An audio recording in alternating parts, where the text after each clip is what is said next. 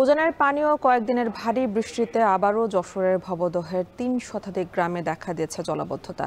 পানিবন্দী ২ লাখ মানুষ প্লাবিত হয়েছে, বেশিরভাগ ঘরবাড়ি, শিক্ষা প্রতিষ্ঠান, রাস্তাঘাট আর মাছের ঘের। এ নিয়ে আরও জানাতে ভবদহ এলাকা থেকে যুক্ত হচ্ছেন রিপন হোসেন।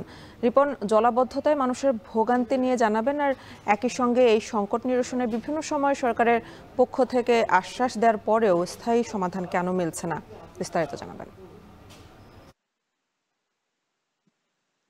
গত ১ মাস ধরে যশোর অঞ্চলের যে ভবদহ এলাকা রয়েছে, এই এলাকায় কিন্তু জলাবদ্ধতা রয়েছে। এই কারণে কিন্তু বছরের নির্দিষ্ট প্রায় ৩ থেকে ৪ মাস এই জলাবদ্ধতা থাকে। সে কারণে যশোরের ভবদহকে অ্যা এই অঞ্চলের যে মানুষের দুঃখ বলা হয় ভবদহ অঞ্চল, বিশেষ করে যশোর অঞ্চলে। এই অঞ্চলে কিন্তু প্রায় ২০ বছর ধরে এই জলাবদ্ধতার সৃষ্টি হয়েছে। নির্দিষ্ট সময়ে এই জলাবদ্ধতাটি হয়ে থাকে। এই পলিপড়ে নদী ভরাট সহ বিভিন্ন কারণে এই জলাবদ্ধতা সৃষ্টি হয়েছে বলে জানিয়েছেন এখানকার স্থানীয়রা।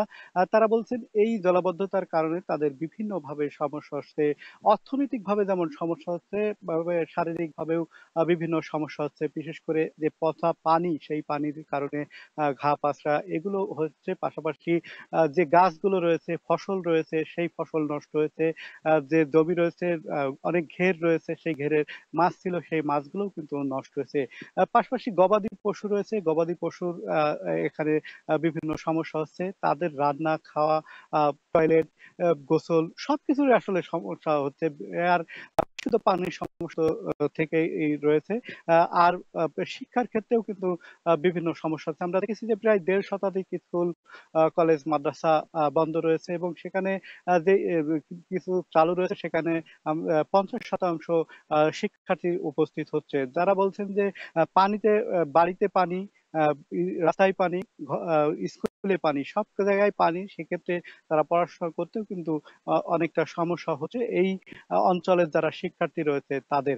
পাশাপাশি এই অঞ্চলের যে অর্থনৈতিক বড় সম্পদ রয়েছে, মাছের ঘের রয়েছে, সেগুলো নষ্ট হচ্ছে। ধান উৎপাদন হয়, সবজি উৎপাদন হয়, সেগুলো কিন্তু হচ্ছে না।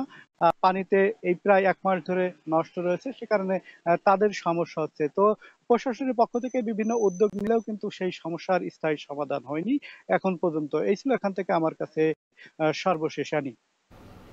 উজানের পানি ও কয়েকদিনের ভারী বৃষ্টিতে আবারও জলাবদ্ধতার সৃষ্টি হয়েছে যশোরের ভবদহে। সে খবরে জানাচ্ছিলেন সহকর্মী রিপন হোসেন।